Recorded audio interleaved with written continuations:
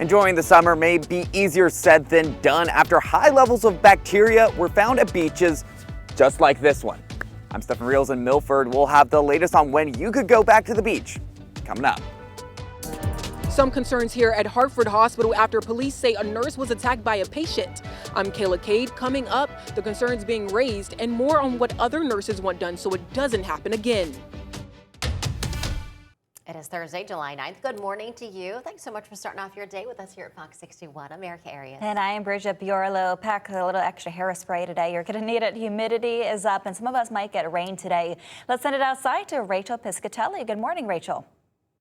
Now, let's go outside to the New England Patio and Hearth Outdoor Studio.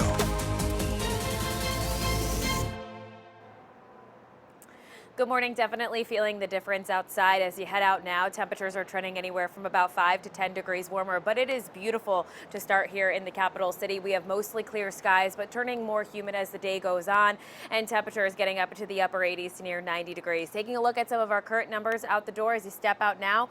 Putnam around 65 degrees, mid 60s in Norwich now, 67 in Hartford, and 65 in New Haven. So planning your day today as numbers move into the upper 80s to near 90 degrees this afternoon. It'll feel like the lower 90s for much of the afternoon as we have that higher humidity. So hot, humid, hazy conditions making way to a little bit more in the way of cloud coverage for the second part of the day, along with an opportunity for an isolated storm, mainly after about 12 o'clock or so through about 6 o'clock. Now, it's not going to be raining that whole time, but the opportunity is there for those thunderstorms. So it's something that bears watching for outdoor plans.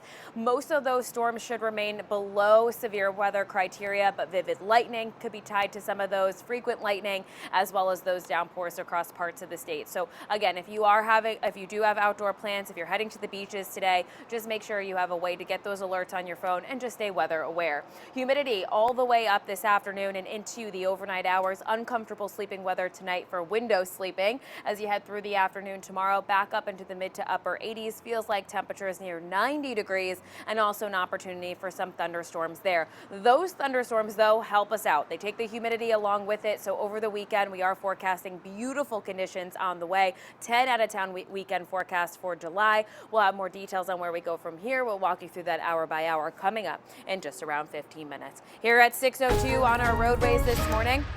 It looks like this one incident in Marlboro that we were following, that is cleared up for the morning commute, so we're getting the thumbs up there. There was a bit of obstruction both directions of Route 66, but no need to linger on that.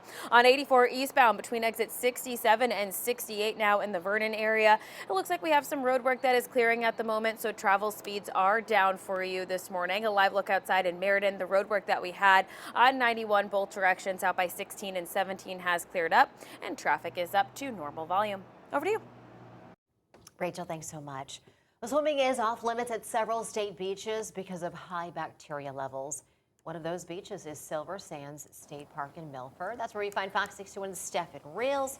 Stephen, good morning. I have a question for you. Is the state giving people any idea on when things could be back to normal and people could swim again?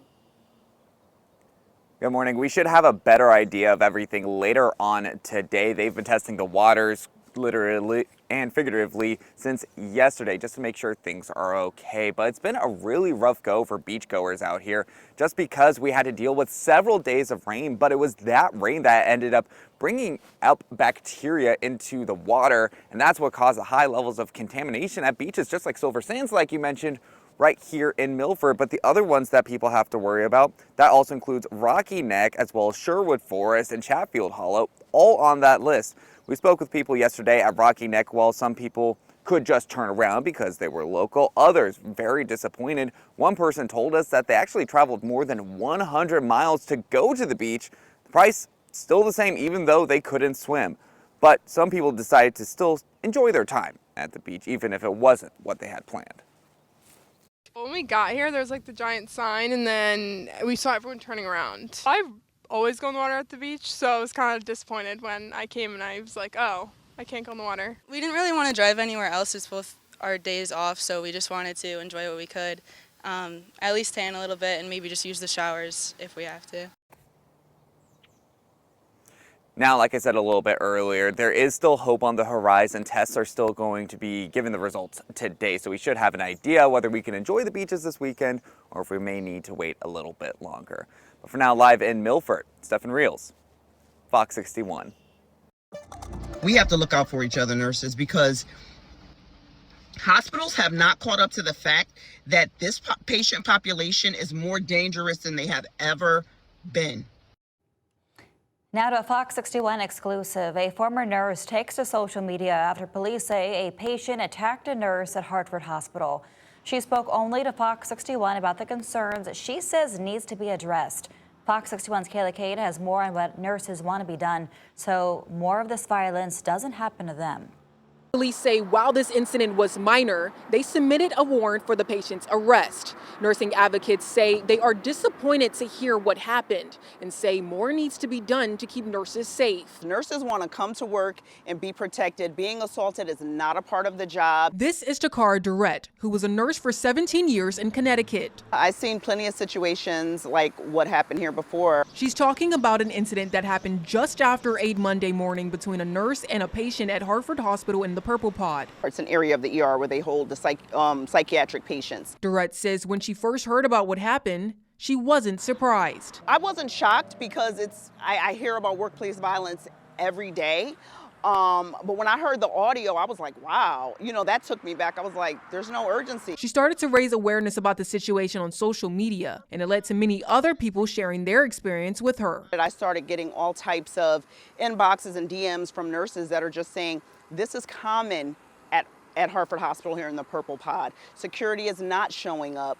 We are being assaulted on a daily basis. It's very dangerous. It also caught the eye of other advocates like CT Nurses United. The group posted on Instagram saying, quote, "The news of a nurse being strangled at Hartford Hospital is extremely upsetting and tragically not surprising," end quote. We reached out to Hartford Hospital and it said no employee was strangled. The hospital said it's not commenting on the specific facts, but says safety is the highest priority at Hartford Healthcare. They said, quote, "Our hearts go out to our colleagues who face difficult situations with grace and courage, often treating dysregulated patients. Across the nation, threatening behavior and violence are on the rise, and we remain fully committed to being the safest place for our colleagues, patients, families, and communities," end quote. I think, Hartford Hospital is trying to downplay this situation, but this is very serious. Their team says they have some recent safety upgrades, such as hundreds of security cameras, constant public safety patrols, and partnership with local police departments. But to avoid situations like this from happening again, CT Nurses United encourages ER nurses at Hartford Hospital to exchange ideas with each other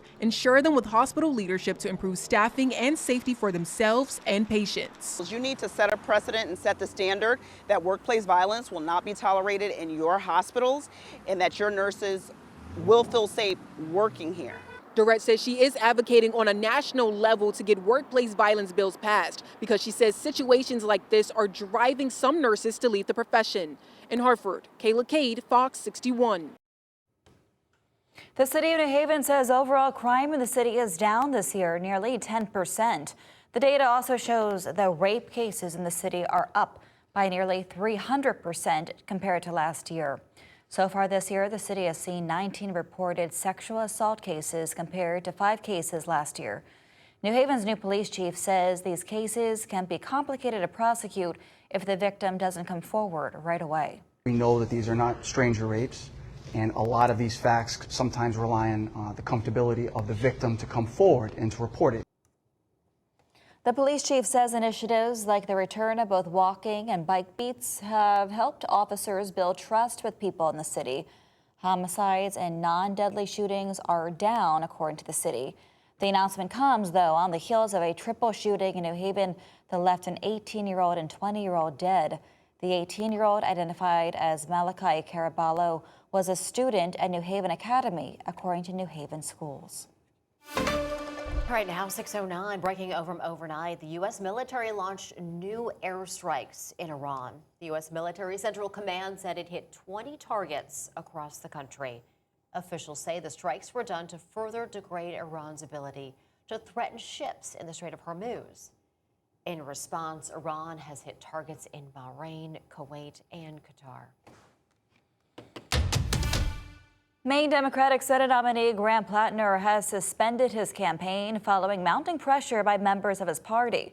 It comes amid allegations of sexual assault by his former girlfriend. The alleged incident happened in 2021. Plattner has denied all allegations against him. This is incredibly difficult because I know that some will think it's an admission of guilt, and it most certainly is not. We're not doing it because of the allegations, we're doing it because of the structures that are being taken away from us by those in power. And I also feel an immense amount of responsibility to everyone who has worked so hard to get us to where we are. He had until July 13th, which is Monday, to withdraw. Now the state Democratic Party has until July 27th to choose a new nominee. They say that Plattner will have no influence over that decision. And whoever wins the nomination will face off against longtime incumbent Republican Senator Susan Collins, who is seeking her 6th term in office. Authorities in New York City say significant progress is being made to stabilize a Manhattan high-rise at risk of collapsing. These images show the emergency supports that have been added to each floor from the 9th floor all the way up to the roof. Permanent steel supports are expected to arrive soon. New York's Department of Buildings has inspectors and engineers on site to investigate what caused the structural failure.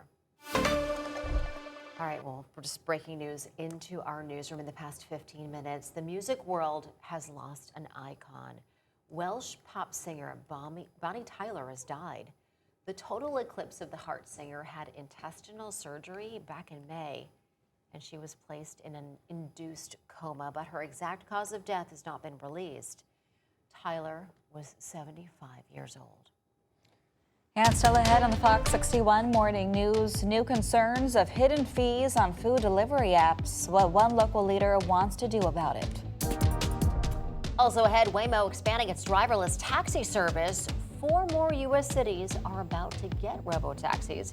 We'll tell you where